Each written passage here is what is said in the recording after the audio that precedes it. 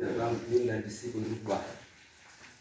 Saka zvadaro ndakafonera ubereki hwemudzimai wangu ndinozvaita mudzimai wangu kuno. Abereki wemudzimai wangu akati udza mudzimai wako kuno kuti mbomuraira. Ndakagara kuchinguwa ndichiti mudzimai wangu uchadzoka kurairwa nana tezvara. Mudzimai wangu haana kudzokaba. Ndakazoti ndagara ndakwira mubhazi zuku ndikuya kwaMutare. Ndakaona mudzimai wangu aina dhoni ndiraya vatone mwana wese. Zvadaro ndakafonera mudzimai wangu. Ona mudzimai wangu zvawakaita inini kwandiri. Ndandafunga hangu kuti zvawakaita uye utore mbatya dzako kumba kwangu dzawakasiya nemubhedha wangu wairarira nani nadhoni ndiraya nemaodhoropu ako nemakicheni ndiitange zvinozviita. Mudzimai wangu akati ndiri kumbotsvaka mari yekuti ndiwe kutora zvinhu. Ndokubva ndagara ndakaona mudzimai haana kuuya. Ndobva ndamufonera zvakare akati bona inini handisi kukwanisa kuuya kotora zvinhu paizvi nekuti pekuzviisa handisisina. Ndobva ndamuti no, saka wakuomesera inini mangwana ukafuma wakafa zvinhu izvi ndinozvibani. Mudzimai wangu akanditi chimbofonera mai wangu pamwe anoda zvinhu izvi. Ndobva ndafonera mai wemudzimai wangu. Mai, izvo mwana wenyu zvaakazoenda uku munhu uya wetakanga tichitaura nezvake. Ndandiri mutauya tore zvinhu zvake mumba mangu. Mai wemudzimai wangu inini akandipindura akati zvinhu izvo makazviisei? Izvo makuda kutipa nhasi. Ndokubva ndangokata foni. Ndokubva ndafonera mudzimai wangu ndozvataurwa namai wako. Mudzimai wangu akazoti kana zvanesa nhumbi dzangu pisa. Ndikati handikwanisi kupisa nhumbi dzako. Unova uchipisa wega nhumbi dzako.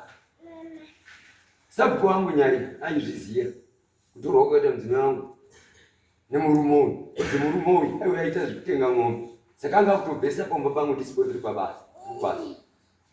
Saka sabhuku handaenda koudza sabhuku munhu iyai zvandakazoona nemwana nemunhu iyai ndakukumbira kuti auye atore nhumbi dzake mumba mangu muchena. Sabhuku ndiri akazifonera mudzimai wangu. Ndozviripo dai uchitora hako nhumbi dzako mumba memunhu uyu kuti zviite. Akapindura futi sabhuku kuti honai sabhuku inini pekuti ndichaise zvinhu zvahandira. Sabhuku mudzimai wangu bva pa sabhuku nangu dzamai wemudzimai wangu inini. Sabhuku akafonera mai wemudzimai wangu akapindura the same. Siko iwe imimi sabhuku ari tiuye kutora zvinhu izvi wakazviise chii? Ndakabva ndabatikana.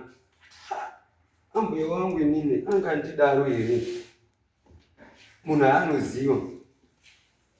Ndibva ndati sabhuku ndichirukiwa mhaka yei?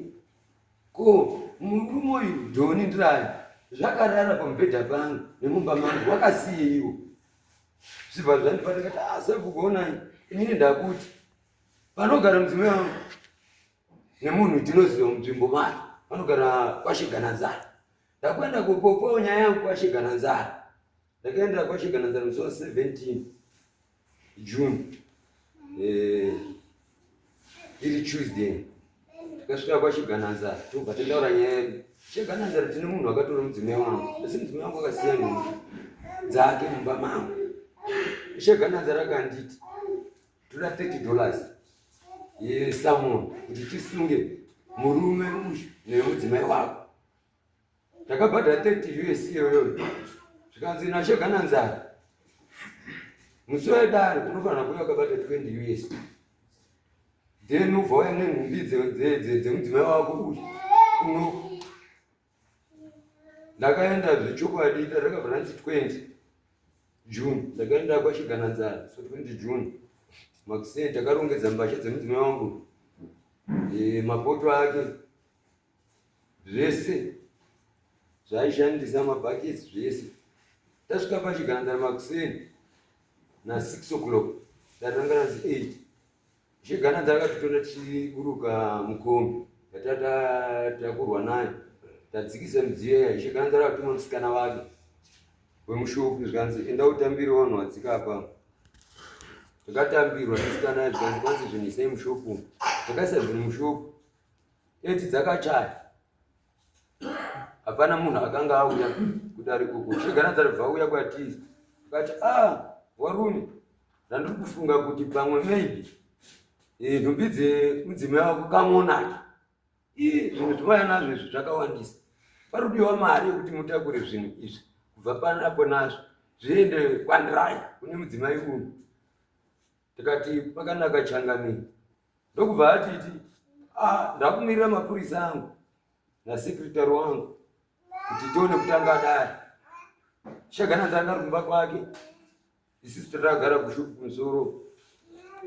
Shaganadzara akazouya aine mapurisa ake maviri, vanonzi baba Martin Gomba nababa Mutondoro nasekretari wavo vanonzi mai Matai. Voti varume tiri titaridzane zvinhu izvi nemapurisa angu aya nasekretari wangu. Takapinda mukati zvikanzi nemapurisa aya zvinhu zvenyu zvakawandisa, zviri kutoda mota yekuyaya kuti zvitakuru zviendewe nazvo kwandirai. Saka zvadaro tikati pakanaka Changamire, zvikanzi pari kudiwa mari futi. What about the monetary aspect? Do you really end up as chakunza vanhu wati wakatorwa mukadzi wako ati saka watiwo nyaya kuti uyu anga nindiraya akatora mukadzi wako atori nemwana nemukadzi wako ndizvo mama torangwa yakareba sei musiri mese. Mudzimai wangu kusiyana kuti akaparadzana kuti akaita achinzi ari kuuya korayirwa nevabereki, takasiyana 2017. kusvika gore rimwe. Alright, makanga maendesa kubva wakaroora here? Ndandakaroora. Makanga ukaendesa kubva? Handina kuendesa kubva. Akatora mukadzi wako achitaura kuti mbomurayire ndiani? Ndimai wemudzimai wangu. Ari pano? Vari pano. Okay. Right. Ngasungeta.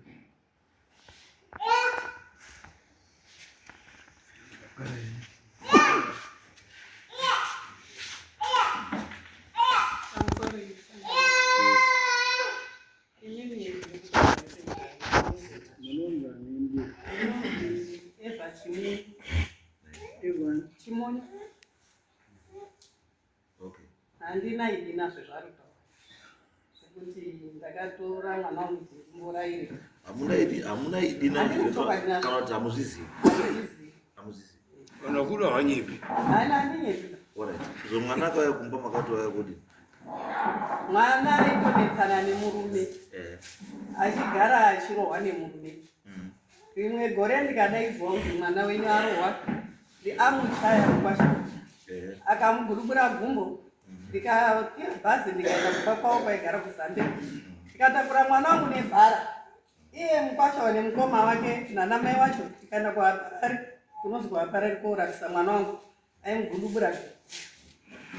Azoenda kushanda kuHeadlands, kwaakaenda koshanda mene kwaishanda. Aimurova kuti aimuzvuzvurudza paHeadlands pamashops kushusha mwana wangu, kusvika mwana azototidza pamunhu. Mazvika mwana aita sei? Ndakatanga kufonewa kuti mwana arohwa. Ndatwakazwa kuti abva atiza murume. Akazototiza nekuti aigara imurova. Ndikayabhazi kusvika. Murume haanya kuenda yes, tazwa maliving conditions emwana. Mwana paaigara zvinhu zvaasina kumira zvakanaka. But mubvunzo wangu uri pekuti izvo mwana akauya kumba handiti akauya achiti ndauya kunodii. Akati kurundinetsa. Asi handina kuramba ndii. Akamboinzunetsana nemurume ndirowa. Ndo pane nyaya yangu. Ari kunetsana nemurume asi hawana kuramba. Iye semukwasha haana kumbobvira auya kwandiri. Imimi zamai. Imimi pamakadanana nababa makataurirana. Nani nababa? Baba wacho mwana wako ndakakufonera. Ndiri kuti izwai ambe. Ndikuti ambe hamunambochaiwa here murume wenyu kana muzvuzvurudza? Hamuna here? Handasina kuzvuzvurudza. Ndati asi maimbochaiwa. ngonetsana zvemumba makaendera umba wedu sei musina kuenda imboshingo saka sei musina kuti mwanyanya shinga anga akwadza mwana wake aiwa but kana akwadza mwana iresponsibility yenyu here kana kuti iresponsibility yemapurisa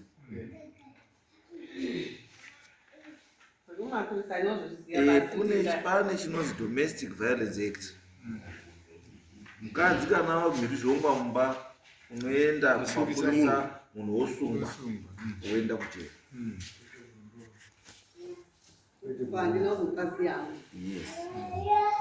yes takuchikubatsira kuti mudai makapasi right saka kuti musina kudaro mwana auya kumba ati ndanetsana nemurume haana kuti ndarora ndaita sei ndarambana nemurume imwe wamamutambira wabva agara mwana makamutaura here kuti chidzoka umurume zvakati achada kudzoka mukati chii mutemo unoti chii anongochingoti mwana kana afura 18 years akuzvitonga semubereki asizvo mwana zvaane 18 years rora rake vakazvitambirira rora ripi anaurororo andinopiwawo nekufumani mukwashabesa shamwari akabvunzira kwete kupiwa pfuma mhereya inonzi mhere mamuda mari kupiwa danga tikarorerwa asinapinzirwa danga anororwa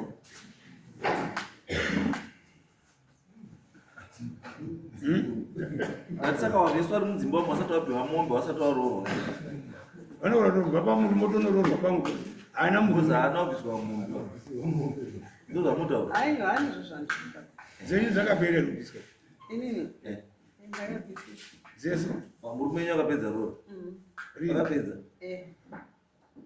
ndosaka zvikunetsa bozi rora rinopedzwa rese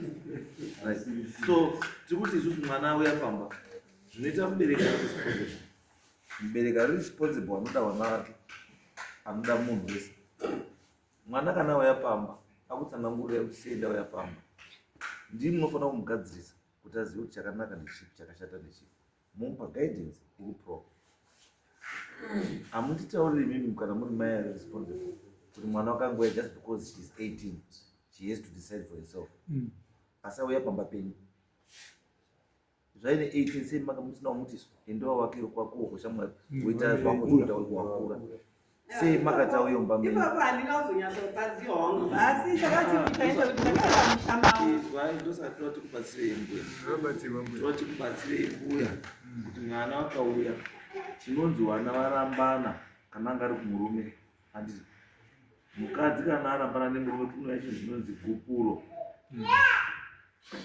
gupuro ndo rinoreva kuti vanhu vadingura varambana imimi kwakuine mwana kuyo haasisiriko zvino imimi gupuro harina kudi harina kuwe ende chatoziva mukadzi kana arambana nemurume mukadzi anotakura choto chake anotakura mubhedha wake anotakura mbatya dzake anotakura zvinhu zvake zvinonzi mukadzi saka defect yekuti mwana wenyu haana kuya negupuro haana kuya nechoto haana kuya nechii akasiya zvinhu zvake kumba kwake it means kuti intention yake yanga iri kudzoka kumba kwake anga ari kuzviziva kuti mukadzi wenyu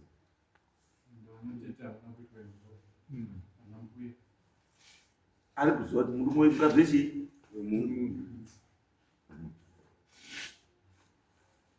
ende pamakazwa murume akuti kubva kana musati denyu kubva chaimutora chii zvinhu zvenyu semunhu anga asisadi munhu maifanira kunga makaenda kutora chii makabatsira mwana unotora zvinhu zvake kuti mwana wenyu anga kutaura kuti handichani ende ane maruramiro mwana wekuti iye kana akaona zvinhu zvamuomera aiendesa iye kupuro kuti murume handichadini utsvaka zvimwe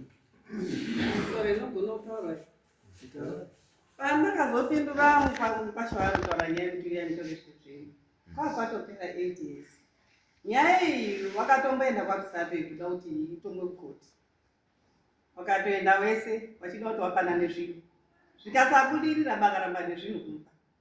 Saka pakandizofona akafona mai manje kuti uye mutore zvinhu zvemwana wenyu. Ndikati Mukwasha, munoti makambomunyema zvinhu, nhasi madaumba mapera 8 years, maisei? Dai muri hamutyairo tora zvinhu zvamambonyimwa mozozi papera 8 years chiuya mutori. Saka mamuti mamuda kuti iye achiite inazvo. Ndakatipisa henyu. Maenda ndemupise mamuti yapise chii. Iyo munoenda mounganidza zvinhu zvenyu apo, moisa petro, moisa moto. Mimi. izve Murudzika zva. Akudzika hanu murume. Dai murume aizikwanisa dai akadzipisa kudhara. kana kutengesa zvimauto kumwa doro Ende kureka kuti munditaura kuti azi takaenda kukoti kwaRusape. Kuti akaramba nezviro. Kukoti, is that true? Aiwa, wakaenda. Wada kuti wagadziriswe ikoko ndofunga kuti vashiye zviro. Saka hazvina kuzopera ba. Sei zvisina kupera? Handichazivi handina kuenda kukoti. Isa iyo yamwezika mwana wenyu Gawera. Ari kuGawera. Uyu ndiye mwana wandira here. Upi? Uyu ruchovha chevamachero. Ndiye mwana wandira here. wakapedza urore Nemi wacho mutori mbuya muri munhu kwairi mubereki wacho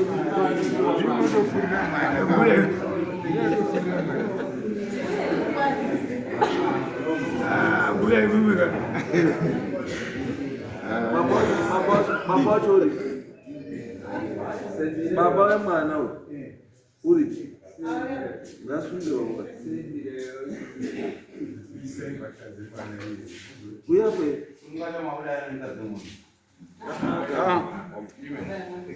ndikuda uyu iwe ndiwakaroorwa kwandii ndiwe handisi pawakabva kumurumoko wakabva uchiti chaita sei? Ndakatobva pamurume ndandikuchadonaba usada saigara chindirova unosikazwa mwacho wewe kana wanga usadi wakamupa here chipo rabeka izvo wanga usamudi wakamupa here kufuro rekuti wachamudi wakamuramba wakati wakabva ipauri kuti wakanga usamudi ndakatora nemuromo ranchadi wakataura nemuromo asi patsika utori nemuromo utori negupuro ndonoda kuti waramba munhu uchamudi saka izvo wakaenda zvonga uzota uchadi wakasiyire zvinhu zvavo ndaenda ndakamuti andipe zvinhu akati handikupi ani akupe zvasikaiti kuti ndinotore zvinhu pandakabvuta papasina munhu ipa paigara bedlands ndobva ndati kuti ndiende unotora zvinhu asi kuzva zvisingaiti ndobva ndamutaura kuti ndoda kuuya kunotora zvinhu ndobva ati handiri kuona pamba pangu zvinhu handisi kukupa nekuti baba wako wakadya mari yangu ndobva aramba nazvo kubva 2016 bva ndambomhan'ara kwaRusape kukoti ndamhan'ara kwaRusape kukoti ndobva wanditi tatodedzwa kukoti ndikuti tatoenda kukoti zvikati mapepasi amakashandisa haasiriwo ba gadzisai mamwe mapepasi saka ndaramba ndichienda kwaRusape bva ndatonoti mari yangu ichiramba ichibuda kubva 2016 iyoyo ndobva ndatoti zviri nani pamwe zvinhu asikuda kundipa zvinani agare nazvo ndobva ndagara pesa hanombotaura nezvazvo so izvazvo so what it means kwaRusape hakuna chomakaita Skai akatobva kuroora mukadzi wekutanga bva aenda varoro ichiti zvane mukadzi nevana vairi mapepa nemwana wangu ari kugarawo mbemu ukaita tit for tat mukadzi nemurume mukadzi murume anobvumirwa kana 20 whether uripo kana kuti haupo anokwanisa wangoroora kana 20 because hapana chinomurambidza kuti darori asi iwewe manje haukwanisi kuroorwa nevarume vairi paakutaura kuti ndakapinza murume uyo akazoroora mumba zvese ndezvekunyepa murume hangobvira angopinda mumba make ndinotomboroorwa ndiri pamba pake amastatement ekunyepa akutaura hauna uroorwa pamba pake asi wakadanana naye uri pamba pake handina kudanana naye ndiri pamba pake ndakadanana naye ndabva pamba pake ndimi handide yes Saloma. Inini ndinokutinisa kuti mbuya wakadanana nemunhu uyo achigara pamba. Wakadanana zvakaita kuti inini ndinozita randashandisa kumba ndaizi chipo. Iye asizi chipo. Wakaenda kwawakaikonditora inini achiti pane munhu ari kukuda. ari kutokutsvaga iwewe nokuti andani mwana wari kufamba ari kutokutsvaga iwe ari kutokuda iwe adotokurora chinyengerera. Saka inini ndobva ndaenda kobvuma baba ava ndobva atowa namba dzangu nambuya avo watowa namba dzangu nambuya avo baba avo vaingodini vaingotaura neni pamameseji asi vaitoini vaidanana nambuya. Chakatoti ndizozive kuti ara riri dhiri pakaita new year vanhu tiri busy kutamba new year baba aya akanga atouya kumashops kudhuze nekumba munew year mazuva ndichitovaona vatouya baba ava vakabuda kubva vadisapira. Mbuya aishanda pachikoro aishandira maticha. Mbuya kuti aigara nemakiyechi pachikoro ematicha edzimba dzematicha. Mbuya vadisapira. Sekuru avo ndobva anga amwake doro angati baba azviona ndobva atera. Mbuya neboyfriend yavo vakapinda mudzimba dzematicha vakavhara dho. Sekuru akasvika akarova madho achiti vhurai dho kuti nini ndibhureke chachikoro hazviiti asi uyu nambuya vari pachikoro ndobvakaita kuti ndizive kuti inini ndakaitambiswa njiri rekuti aya aitenga anodi aya mbuya ndaitenga anditsvagira murume asi aidanana rikuti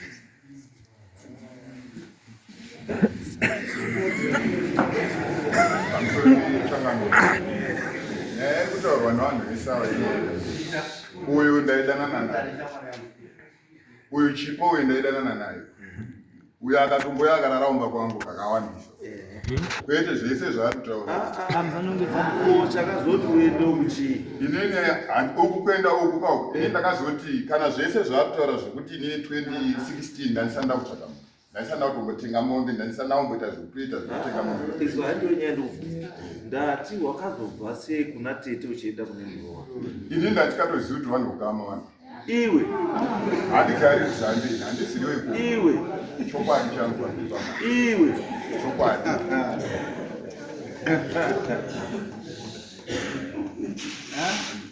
saka mukadzi uyu pawakamuroora kana makazodana afterwards uyu ndazomusha ndekupi nyanga iwe unogara kupi nindogara kugwidza ramakuru usagwedza kugwidza gwidza kupi pakananza saka makazosangana kupi neni ndoita zvekutenga mombe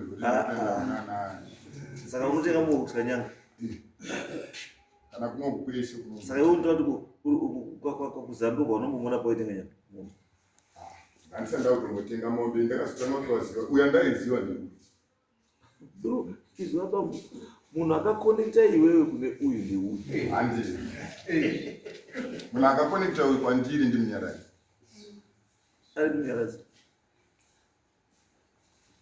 ari munyaradzi muwabvunzeiyo ndokumusvoko aiwa wautori munhu asipo sunga mudhadzi kamusoro ichangamiri murume uyu ari kunyepa ini nhomba yangu inini iri murodi pachikoro pazambe ritori opposite zamberi sekendari saka murume uyu hapana pasikatoziva pamba pangu kana ani nani murume unotozikanwa aitoziva kuti mudzimai wangu anotouya kuma7 days muzambe achitodana nemudzimai wangu uyu murume achitanga zvemombe unotondiziya pamashops avo tinototambira naye murume pakupombonoka panotozikanwa saka zvese zvari kutaura zvinge zvekunyepa aitoziva kuti mudzimai wangu mumba mangu aitopinda mumba mangu aitouya papati pomba pangu tirizobude ndakaita pati pomba pangu ekuvhura mumba yangu nemudzimai uyu ndikadaidza vanhu pati takaita ari manheru ndakabva kubasa pandaita pati yedu manheru pari panyuye murume uyu akatouya paumba pangu ndisikatoziva kuti udanei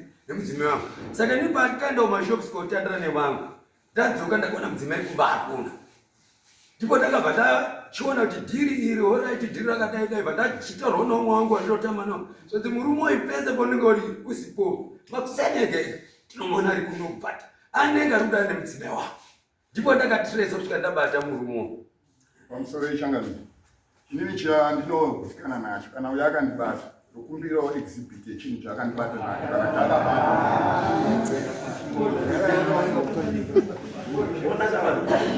tikaswera tichitopedza edu nguva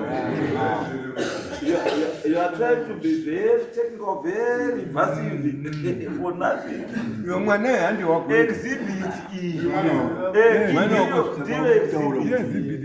yes andiri mwana wako ndiyo exhibit. Yes. Wakatanana nemukadzi wemunhu vamwana mwana uyu ndiyo exhibit. Imwewo udadini. Hapana zvimwe ndingotsvaka ba. Iwe ndiwa. Uyu mukadzi haana kurambana nemurume wake kana asina kuudza kuti ndakati ndine murume handina kurambana nemurume. Mukadzi uyu haana kurambana nemurume wake uyo. Iwe ndobva wasvika mukadzi wemunhu ndobva waitisa mwana uyo. Unoda kuti hapana manzvengere bana hapana. Saka exhibit yodai muri muringi unoda kutaura here ma zvekuti inini ndinoziva kubva kwaye ndaenda kubva kwake chandaitaura ndataramira mameseji inini ndichikungoti ndodanaka ndichitotaurira mbuya masikireti kuna mbuya uyo wazotituya ndisingazoti anotonana kuti ndizozive kumba kwake pakadisapia mbuya achienda ndopandakati ndichiende tsoenda koona kumba kwacho kuti mbuya ndo kwaaenda here zveshuwa ndopandasvika pamashopu paaishanda mabaya vandasvika pamashopusi vandasvika vandabvunza munhu vandakabvunza ngani munin'ina wake ndopabvandiratidza pake mazoshuva paine 1 room yakairi pamusoro pachidziro ndopabvandiratidza chi pa1 room paipa ndopandakachifamba ndopandakachifamba kuenda chipi kumba kwake ndichifamba kuenda kumba kwake ndiri munzira ndakatanga kuona mbuya nedhishi rewasheni ari kuenda kuri munin'ina wake bva tichi ngatifamba tifure ndobva tafura vandadoona ndazviona ngatigatizoke takudzoka ndopandakazoterwa nakadzi atatu nobva miri wacho ndopakati imi muri wamunhu wafambira inini mimwe awa ndopandakazondakwira kumba kwake nandisikakuzivi ndakakuziva nekubudikiza kwekuda kuona kuti mbuya shuwa ndokwaendere zvichokwadi. Wasvika mbuya akatakura dhisha asakana nambuya akatakura dhisha kutoenda kuruziko rwakatokufura nemunina wakaba kutaura chokwadi ina handina munin'ina pamberi pamwari handina munin'ina iye mukoma naye aiti munin'ina handina munin'ina izwa shamwari zvokutsaya kuda kuti atiriko for nothing handina munin'ina hauna weda munin'ina wako kana kuti haasi munin'ina wako.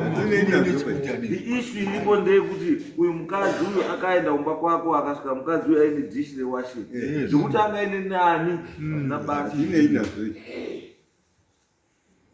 uyu arapa pakaoneka kumba kwako nedhishi rewasheni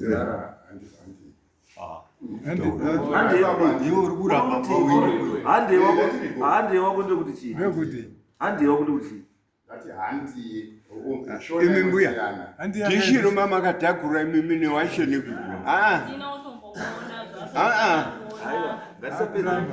ngatisapedze nguva tatoona kuti ndira iyo uri kuchita munhu ofa ukatenga mombe vamwambacho muchitopota muchiba mombe ndimuchaipidza chitokuba mombe ukatoita izvozvoka zvokuti unoya munomuka woda kutirakidza kamuka rude behavior isusu harizofani votida kucha kuti kubatsirika but ukatobva waononga takapisa izvo kana tinopenga hazviti tokwanisa kupenga kudarika panapa zvatikuita izvo but kana tiri kuti asi basa rinoda kugadzisa wangu wagare zvakanaka and issue ndeyekuti is very simple uyauya nechichemo chake akatorerwa mukadzi wake andizvo tikabvunza ambuya tikamubvunza baba wacho ari kupi owe mwana ari kupi ngauya we want to do things that are proper andizvo baba uyu mwana wenyu paakarambana nemurume wake makapiwa guku reri hamuna haana mbosvika achitaura ndizvo asi mwana wenyu paakasvika akati kudii mwana anosvika kumba saka akaenda uko saka imi mamutozivi zvese zvikuitika hamutozvizivi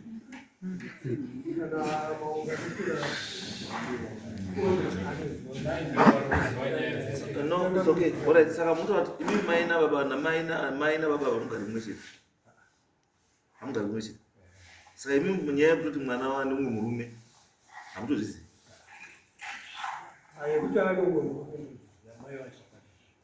nacho akataura asi kwekuti mwana akarambana nemwana akataura asi wakataura here kuti mwana arambana nemurume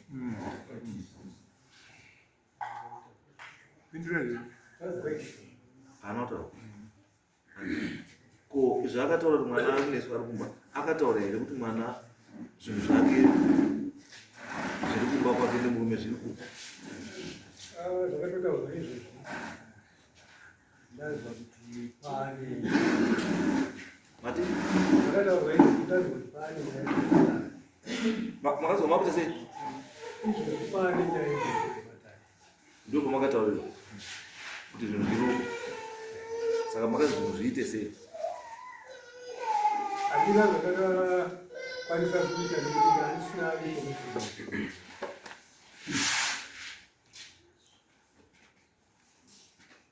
Zamukundeni. Sungai bang. Handisa harus zamu. Amsori chakan. Ini tawaira ndizanzia aya tete. Ndofunga mukwasha anotizwa kubva paakauya kumusha. Asi nichazoshanda ndechekuti paiponda hanzvadzi yangu ndogara wakadoma ndokanoshandira. Paiponda hanzvadzi yangu ndaingozvinzwa but paazomuponda zviri serious akarimara gumba ndopandakauya kumba kwawo kwasha amusha pawo patone vanhu vese tichiedza kuti tigadzisane kuti mete wari kuita hanzvadzi yangu yekurapa wachiponda hanzvadzi yangu kana usingachadi munhu unoregedza munhu zvakanaka pane kuti uzoregedza munhu waremadza munhu zvekuti kana kurambana kwawe nabva chaanotomboziva kuti mukwasha akambonditaura kuti seku ndakasiyana nehanzvadzi yenyu handimbozivi ndatotanga kutozozviziva patova paya but iye ndokuti mukwasha munhu akaponda munhu anobvira ambotitaura. Izwa Rambet, who was supposed to tell you? Aya nditaura kuti mukwasha Aifanira kukuudza iwewe ndiani? apa wese ndofunga aifanira kungonditaura wese kuti hatisogara tese hatisogara. Izwa Rambet, uyu haisi hama yako bo. Mukwasha haisi hama yako. Hama yako ihanzvadzi yako. Saka aifanira kukuudza kuti hanzvadzi ndabva murume ihanzvadzi yako. Because hanzvadzi yako payakadzoka ikufanira kugara kumba kwayo kwayakabva. Handisi. Saka iwewe usati hazi mukwasha aifanira kukuudza. No. Iwewe waifanira kuudzwa nehanzvadzi yako namai wako nababa wako. Ndo pawaifanira kukuudza kuti hanzvadzi yako yakadii. Hanzvadzi yako yakadzoka kuchii? Kumba. Zvemurume zvakadii? Zvakanetsa. Handizvo? Handisi. Saka zvadaro iwe ndipo waifanira kupindawo muequation uchiadvise wavanhu kuti guys kana zvabva kumurume chakati chaitwa here kuti zviite chii zvisaite complicated like zvazviri Indodaira kuti pandakasvika pamba pemukwasha ndichida kugadzisa nyaya ndakanga ndatoya ndichida kutomusunga nenhau yekudi yekuabhusa kwanga achiita chii ipapa ngatomukwadza zvokuti aitotaurwa nebhara kuenda kuchipatara tisi azototsvaga futi mari yacho yekumuendesa kuchipatara ndichiedza kumuonesa kuti ona zvauri kuita izvezvo zvinoendesa ku takazotosvika pakuwira but inini ndakanga ndatobva handiri kunyepa chakani ndakatobva bp yangu iri pamusoro kadomana nekuda ndatosiya basa nenhau iyoyo ndichitoti mukwasha ndandisvika kuwirira naye ndingosvika kungomupira ndomisa mumasales asi nenhau yeukama hwataida kugadzira hwakanaka takakwanisa kuzotaurira nemukwasha tichimunza kuti izvi zvakadai izvi hazvidi ndokuya pava taigadzira ukama hwakanaka asi izvezvi manje nyaya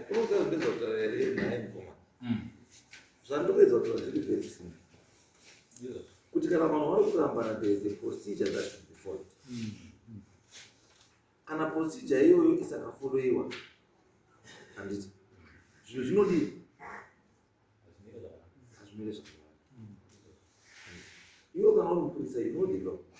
Zvakafanana nemunhu akachata nomumwe mukadzi aine mumwe muchato usati wadii wakuru nyangwe wanewo wasikagari wese munhu iye anobatwa nemhosva inonzi bigani. Uri mupurisa you should know that. Kana uri mupurisa you should know that. Saka the same applies to custom and law.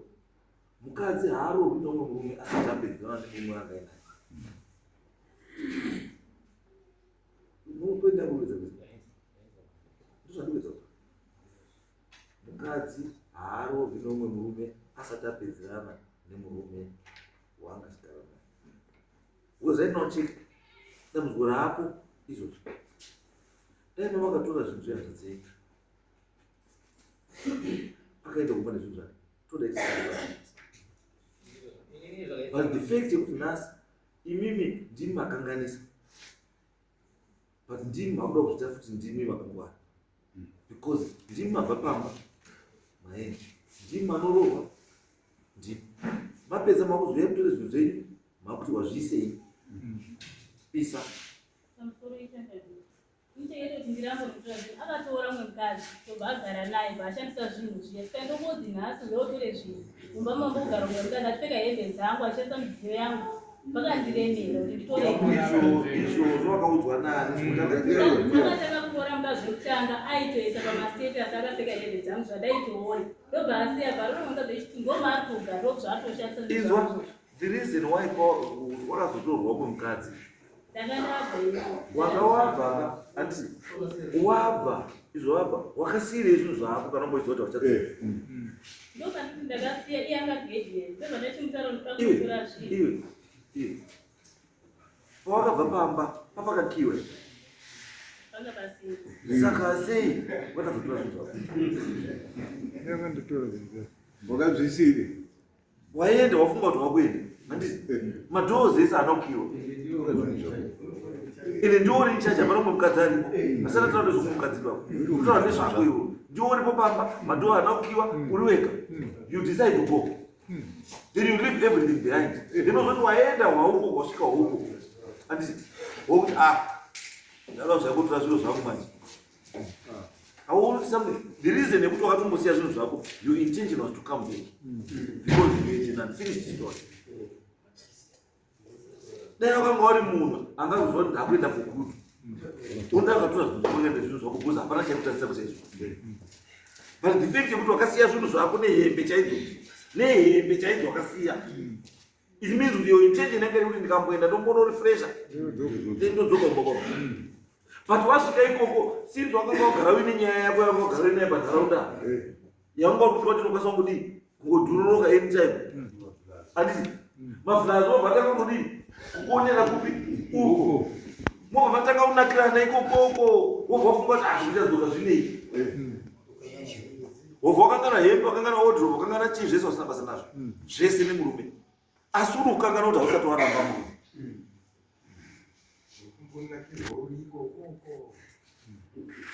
akaona pane nyaya yezvimandura ndo pane nyaya yazvo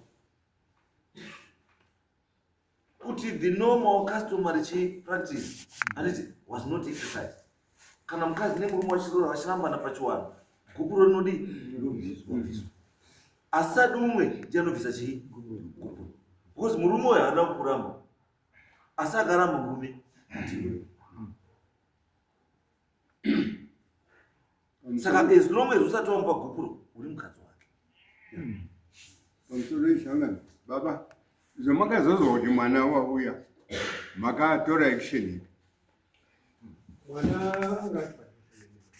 akatipadhuze neni mungogare pikuri ndogara kunyanga kugara nyanga saka mukadzi wenyu wakazomutaurira rini kuti mwana wazoka haana kutaurira akati mwana ari kunesana nemurume wazi mwana ari kunesana nemurume baba utoti mwana uri murume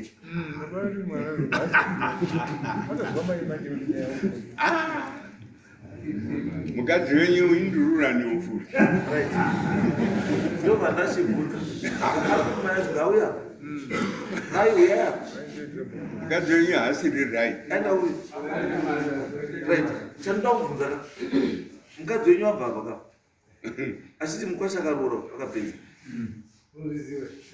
saka imimi kana muchiti hamuzivi saka mwana yakaroorerwa kupi akusvika pamba vangu vangasvika akaroorerwa kupi kozi mukadzi wenyu mumwe wati mwana akadini akaroorwa ndakabvisirwa zvese ndozvataura mukadzi wenyu vakasvika pamba vangu izwai baba pindurai mubvunzo uruzwa ndati mwana uyo akaroorerwa ipi kumba kwangu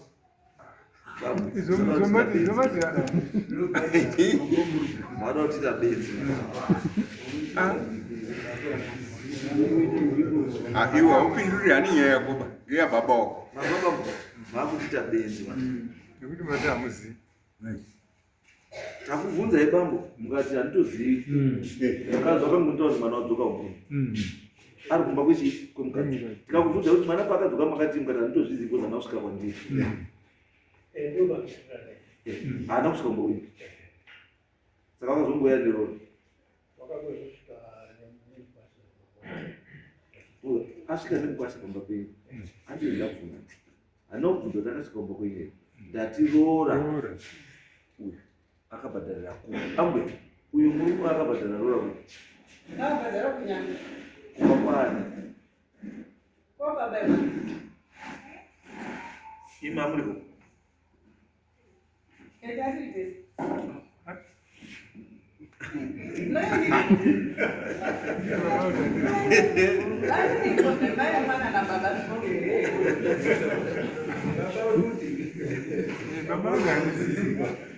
ana babandizisiwa confused nei kwe mimi ndimu siri confused why munhu manya kuti baba ari confused why munhu kuti ari confused baba Pamweni yakuti ini nababa emwana takasosiyana. ndosaka ndabvunza ambuyo ndabvunza zviri simbo kuti mwana akaroorwero mukandinyepera kuti mamuri mese kumba kwababa Tikaenda kunyanga. mukaroorera kwakumba Mungororo wangu naye mukwasha wacho. ambuyo tete uri Tete wemwana uyu. Uri kunyanga. wangaripo wangaripo unozami Virginia. ndipewo foni namba dzake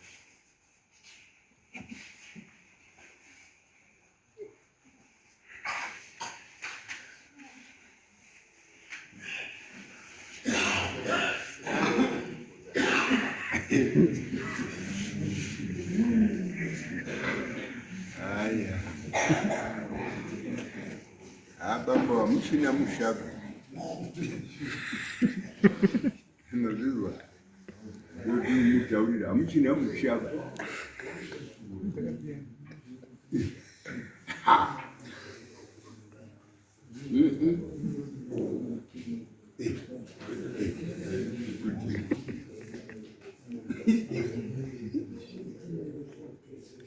Ah